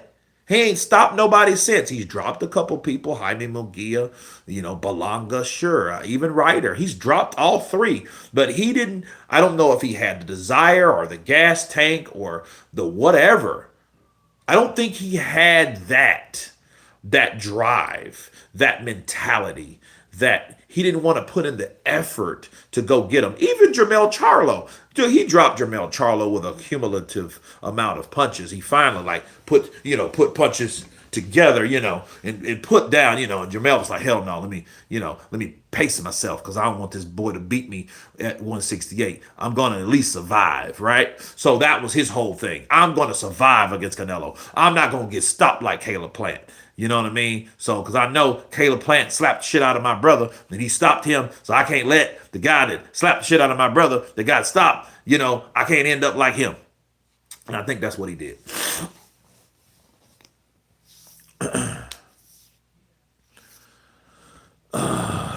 Canelo is younger than Crawford, and he's more than comfortable at his weight class. Can't say the same for Crawford. Well, here's the thing, Fizz. I don't think Canelo is like where he was at 168. I think he is deflating as a fighter. I think he's still a decent fighter, but I don't think he's that dude that is unbeatable because he got beat. He got beat at 175. Get this master dude out of here. Yeah, I don't know what the hell he's talking about. Yeah, go ahead. Yeah, somebody go ahead. All right. Anything red get blue. Tsunami, blue. Not what the hell are you talking about? We the bloods like Gaza. We the blue like Gaza. Okay. Yep. All right. All I knew Wilder that Parker. Wait. Let's do this. Let's do this right. Boom. Boom. Yep. Get them out. Yeah, weird. We don't need none of that weird, bro. We having a good conversation. I'm on a roll. I hope I'm giving you guys good boxing knowledge of anywhere from A to Z. Yeah. You know what I mean? Yeah, so yeah, we couldn't have that, bro. I don't, But no. But back to Canelo. Canelo is not the same dude either, and I think Canelo peaked earlier, and I think because he peaked earlier, he may be equivalent or older than Terrence Crawford is at 38, even though he's 35, right, or 34, turning 35. It doesn't matter. I think because let me tell you something about Mexicans. Okay, I dated a lot of Mexican women, and like I heard one of my ex. She said, she said it in Espanol. She said, Este muchacha es vieja porque este es 40 años. I said, okay. Why? What she said was, she said that lady's old because she's in her 40s. And I said, what the hell? I said, 40 is not old, like, it's no vieja. It's no vieja. 40 años es no vieja. And then she said, yes, in Mexico, 40 is considered old because of the way we live. Of we start working earlier than like you guys in America start working. You guys start working at late night, like late teens and stuff like that, where we start much earlier. We start much earlier. We have kids. Some of us have kids earlier. Therefore, we live our life earlier, so we get older quicker. That's their mentality. Okay, so how old was Canelo Alvarez when he became pro? 15.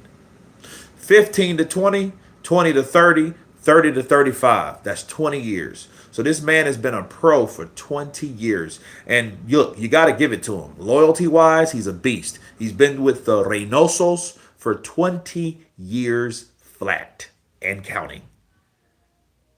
You see what I mean? So it's like, you know, 20 years, like you have to understand. And I think Canelo Alvarez, and then at the early ages of the 20s, he was fighting like people in in their late 20s or early 30s.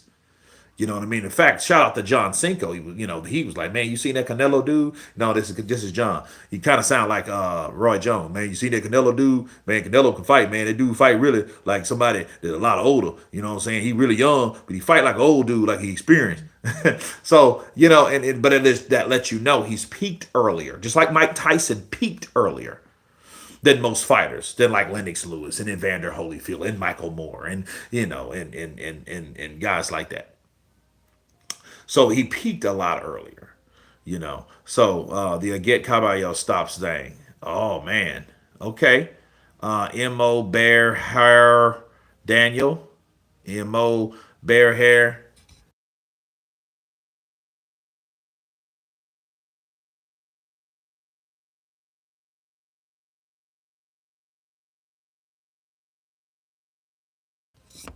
Hold on, guys.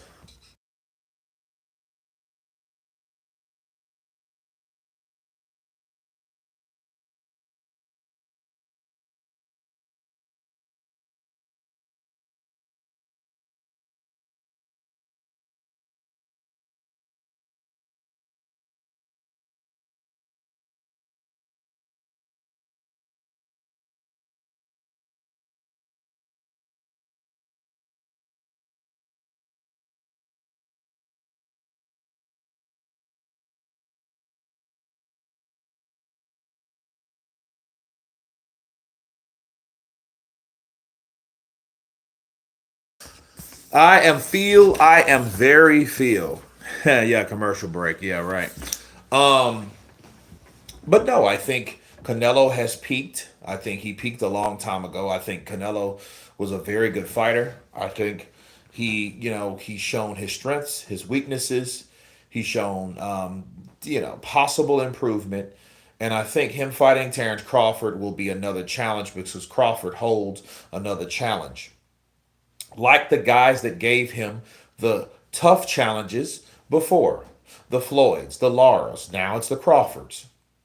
It's just now he hasn't fought anyone like that in a long time. And he's admitted it himself. He doesn't like to fight guys that move around a lot. But he said Terrence Crawford doesn't do a lot of that as he's seen lately. Okay? Greetings to all in the chat and to Big Kurt. Thanks for sharing the knowledge and time with us. Man, no problem, man. Thanks you guys for showing up and having me. I think the less people, the more interactive you have with the people that are here, so we can talk longer on certain subjects and stuff like that. Before I get off of here, let's talk about the Better Biev Bivol. Better Biev. I've seen Better Biev. You know, I got a lot of his training stuff on my shorts. I think it's important. I think it shows you why he's so strong. The conditioning that he does shows you, like, dude, why are your forearms, why are your 4-inch punches that you're throwing are like people's wind-up shots, and with more leverage. And you're seeing that because the weight training, the conditioning, the shit that he does for training those arms, those forearms, and those punches that just appear like they're not even like they're these punches are like this. That's how these punches are. They're just like this. And it's crazy because it's like, well, dude, like from hitting someone here to here, and it doesn't sound or feel or it doesn't come off like it's hurting. But these punches are actually hard as F. Right? They're harder than a mother sucker, man. These punches are getting in. And they're not playing any reindeer games. Shout out to Virgin. They're not playing any reindeer games. These punches are hurting these dudes. And see, over time they're accumulative. So it's crazy.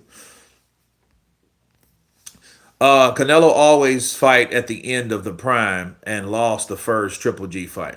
I do believe that, but I think he was actually coached to do that. He was coached to speak a certain way. I think he followed Oscar because he believed in Oscar, and it was a good reason. Oscar is a good promoter. I just think Oscar had a drug problem. I don't judge people with stuff like that. I just know the reality and the situation. Oscar was a good promoter. The only problem was if it wasn't for his drug use and his drug addiction, his drug issues, right, his substance abuse problems, he would have been able to keep the Errol Spences, the Deontay Wilders, the Danny Garcias, the Jermell Charlos. He would have been able to keep them. He lost all of them. They all left with Richard Schaefer over to Premier Boxing Champions, the Keith Thurmans. Those guys, all of them left. He lost a whole stable of fighters, Oscar did. Canelo stayed. But since Canelo stayed, Oscar de la Hoya poured his energy, poured his help, his protection, his assets, everything that he had, he poured into Canelo Alvarez. So I don't really know why Canelo is treating Oscar like that, to be real. Now I understand Oscar treating Canelo like that. I don't understand why Canelo is treating Oscar like that. Let's just talk about that for a second. Why do you think that he's Jay, what's happening, man? How you doing? We're talking about Oscar De La Hoya and the relationship or the lack of with Canelo Alvarez. Why do you think that Oscar De La Hoya and Canelo Alvarez don't get along? Why do you think Canelo doesn't get along with Oscar? What did Oscar do to Canelo really average? Like, what did he do? If I ever ran into Oscar, I would be like, Oscar, and I hope it's a bar or something. And I would be like, Oscar, man, you were a great promoter to Canelo Alvarez. You get it. You got him in the fights that he probably shouldn't have got. He got him all the top fights. All the fights that the top fighters fought to get where they were. The Matthew Hattons and the Sugar Shane Mosleys and the Miguel Cottos and stuff like that. Dark Hoops, he took his 8 ball. Oscar hit on Canelo's chick. Golden Boy took over with Richard Schaefer and Eric Gomez was solid work, but De La Hoya's addiction kind of got in the way. Yeah, but I understand that, but that has nothing to do with why does Canelo, because everyone knew that. Everyone knew Oscar De La Hoya would get high and wear dresses. You know what I mean? And I still can't call him gay. I just knew he did some freaky kinky shit with his women and dressing up like women and did some androgynous shit when he got high. I mean, that's pretty much the worst thing we've seen him do. Is it embarrassing as hell? Hell yeah. I'm surprised. Thank God he ain't hung himself or unalived himself or something like that. But it got out about, Oscar was a wild boy.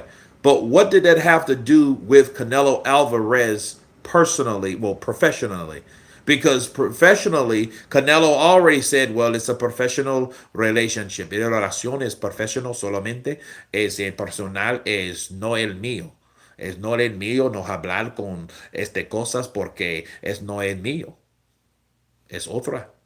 right? He said that. De La Hoya, I do believe he gotta be trademarked Epic.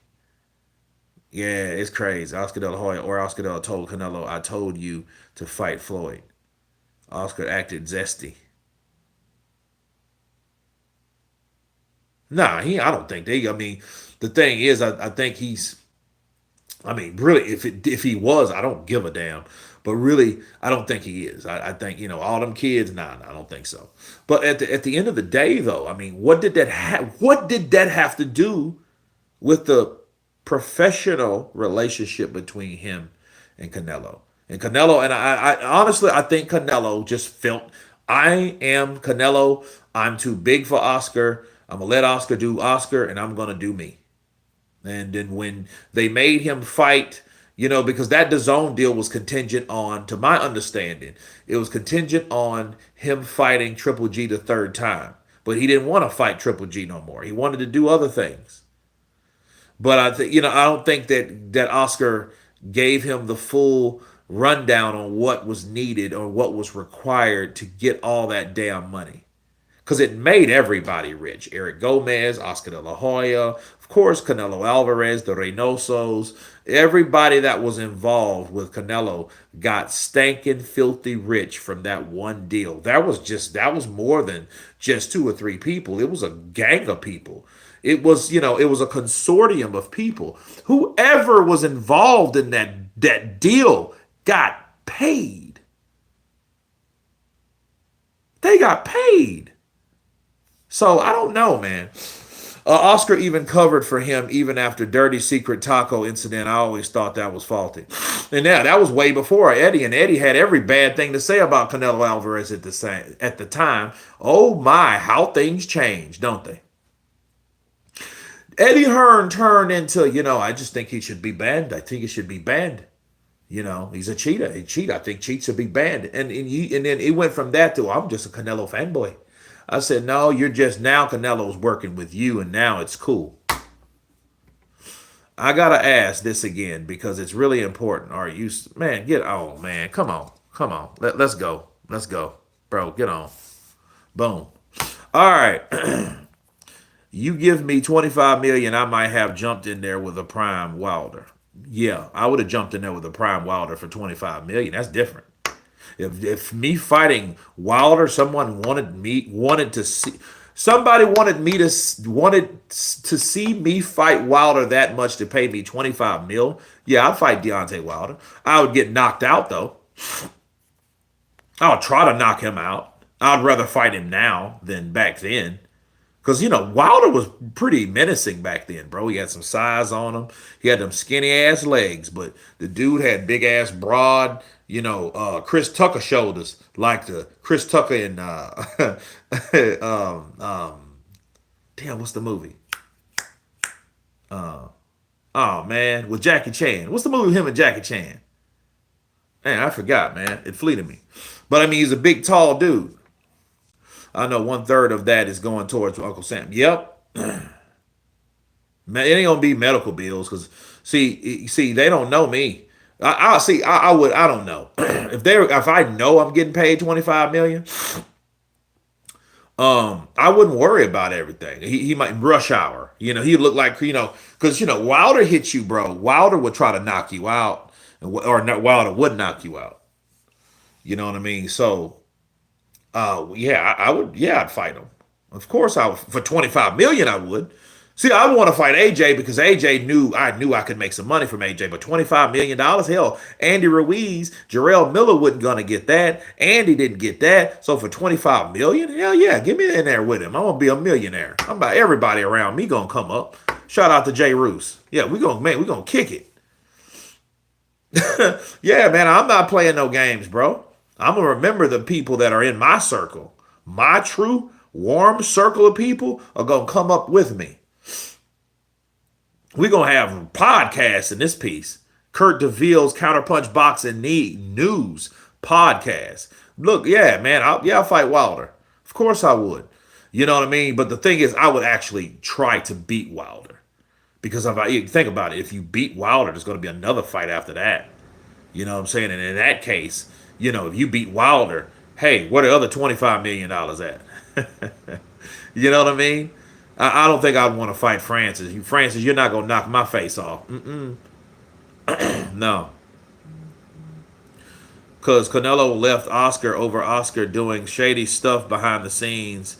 So Oscar always would throw shade at Canelo's sneaky dissing.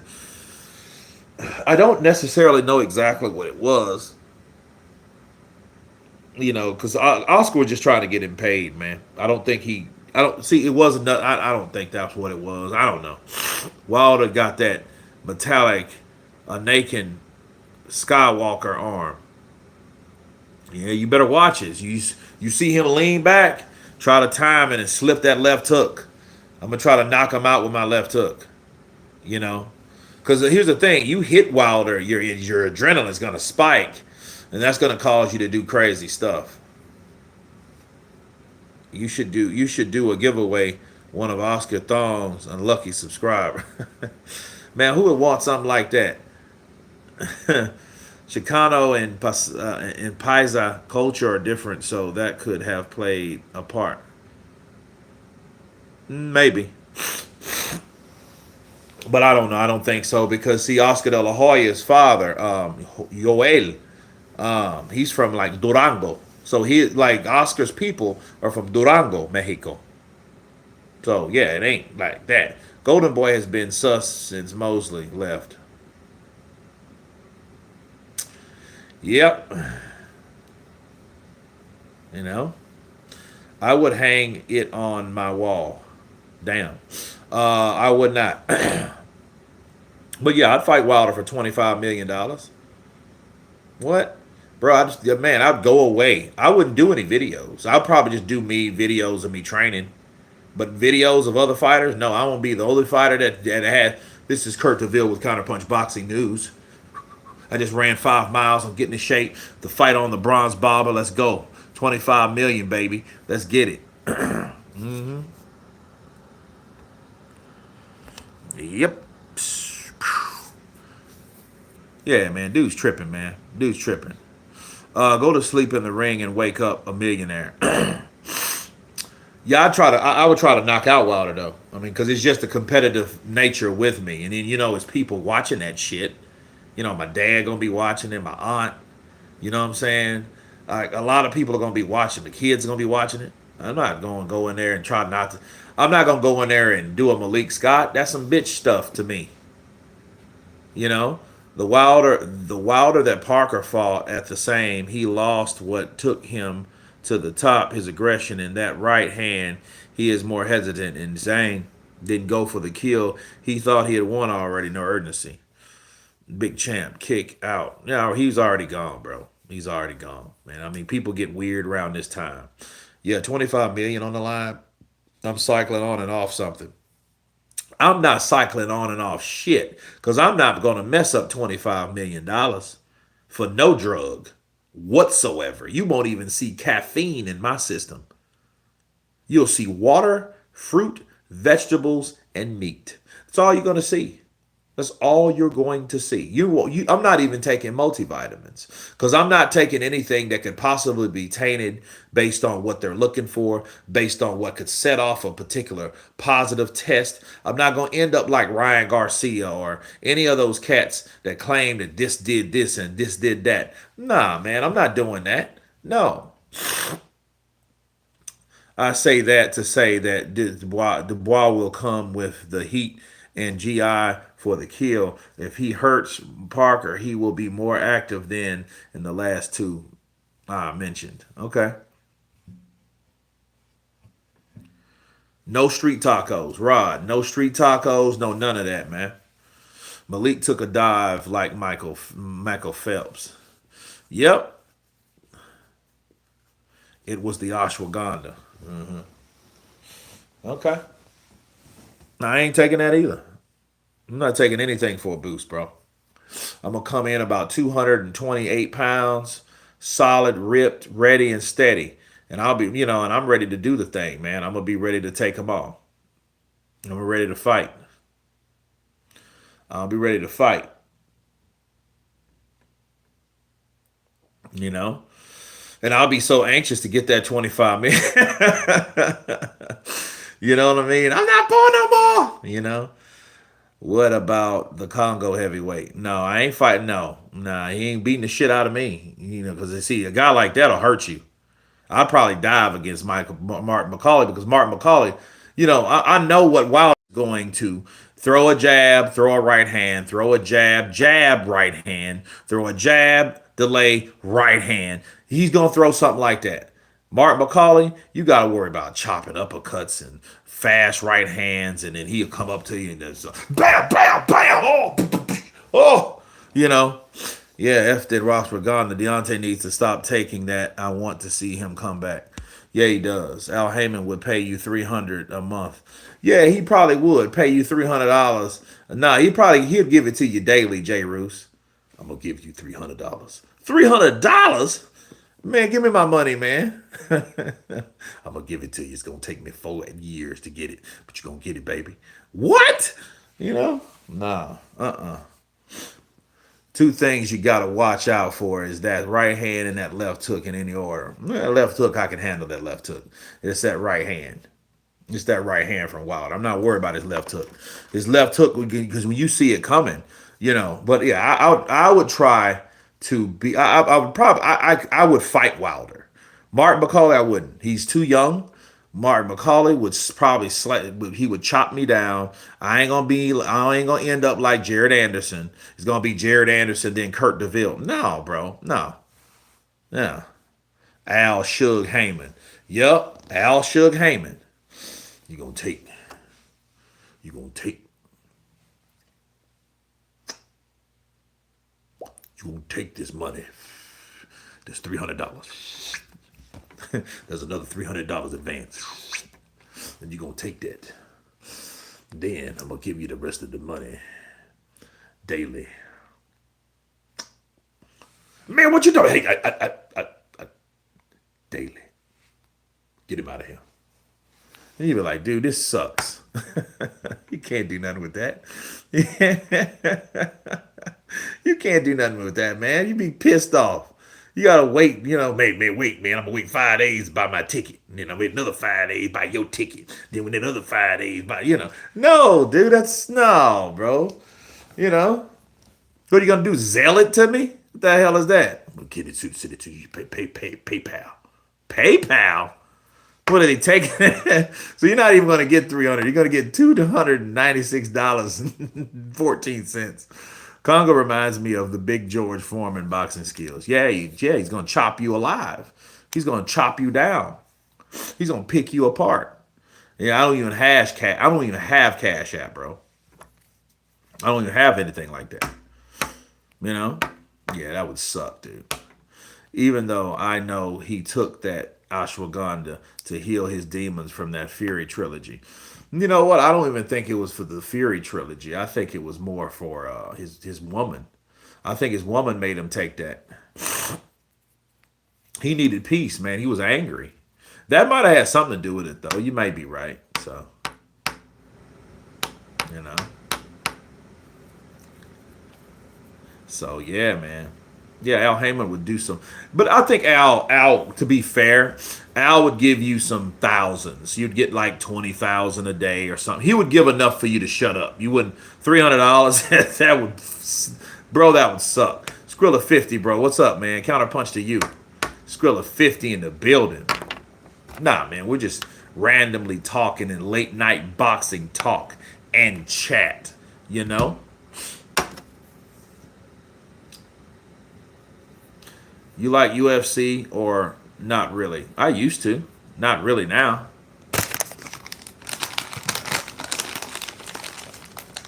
Talk about guys that like to party, man. Bones Jones, man. Al, he'd buy you a Benz. Yeah, I bought you this Benz. I bought you an M5 BMW. Bought you an M5. I know you like them Beamers. So I bought you an M5. It's yours. Go ahead. Take it for a spin. Boxing voice guy started copying you saying counterpunch. Talking about Ness. Nah, Ness was saying that for a while though. Ness like his counterpunch stuff like that. Yeah, Ness been saying that for a minute.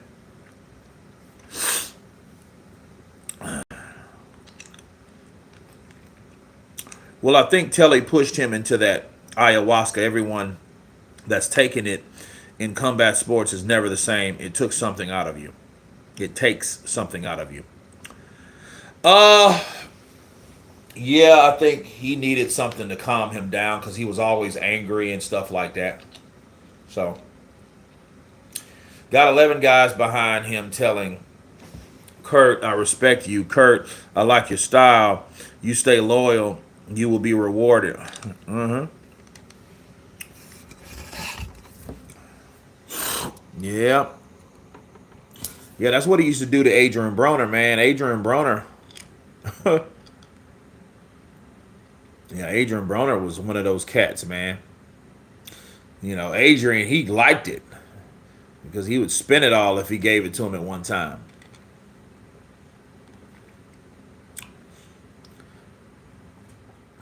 Yeah, man, it's crazy, man. I don't like that. I remember I was coming from, I don't know, I think I was driving to Louisiana. And I was driving to Louisiana, man, and I think that's when the lives start getting kind of weird, where less and less people used to show up because you had these weird motherfuckers online and they just start popping up saying stuff like weird stuff. I mean, some of the stuff was racist, and some of it's like, oh yeah, I'm going to report you. You're driving while streaming. Yeah, I got your mile marker and all that stuff. I know where you're at and all this type of stuff, man. And it ain't been right after that. To be fair, do you think boxing should just go to two belts for each division, a world belt and a USA belt? No.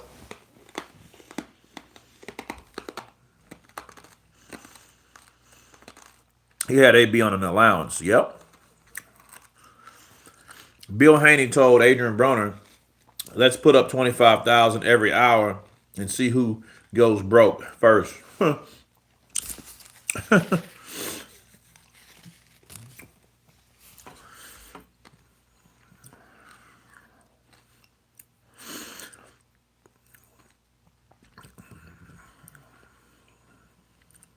Telly Givens did what? Yeah, Telly Givens got him on that ashwagandha. Yeah, she got him on that ashwagandha. In fact, man, is there a such thing? Could you do a members only live stream? That would be dope. Just members only. You know, that would be dope. It's probably trolls I made that Oscar thing joke. I thought it was funny, but I'm just messing. No, man, it's people that come on about 2 or 3 in the morning. They get real stupid. Like a lot of people do that, and I don't know. I don't know, man. I don't know where these people come from. I missed the channel how it was a couple years ago. To be fair, like 2023, 2022, because lately, you got a lot of this weird stuff. You got all this like sexual shit coming in. You post a video and you got some of these no subscriber bots and they're all like sex bots and stuff. Like, dude. Then you got to delete them. It's crazy, man. Yeah, they do come out at night, man. They do come out at night. What? How many wives you got? 12, buddy. All freaks too. The freaks come out at night. What? 12, buddy. But yeah, man, absolutely. But yeah, I supposed to cut this off as an hour, bro. I've been going a whole hour smashing it. Yeah, that shit is wild. Good thing you got mods. Yeah, man. Yeah, get them out of here, man. Just shut them down, take them off. You know, and yeah, man, and I think that's best. To get them out. Houdini told the truth. The freaks come out at night. Absolutely, man. Absolutely. But yeah, man. I'm about to jump on some Patreon, do some membership stuff, And I already got some, I probably got a video about to drop right now. So I got some little bit of this, a little bit of that, a middle here, a middle there. We have it, man. You know, we got it. You know, we got it. You know, take it easy, take it easy. You know, we got it. You know, no problem. But man, it's been a blessing to hang out with you guys for a couple hours today on Monday. Stay tuned for a lot of content coming this week. This is fight week. This is prediction week. This is the Days of Reckoning part 4. That's what I call it. Shit. Because that's all it is, another Days of Reckoning. And this is probably the biggest card that we have. So stay tuned. God bless you all. Enjoy your Monday. Of course, everyone, if you haven't subscribed, please subscribe, like, and share. And everyone has been counterpunched. Peace!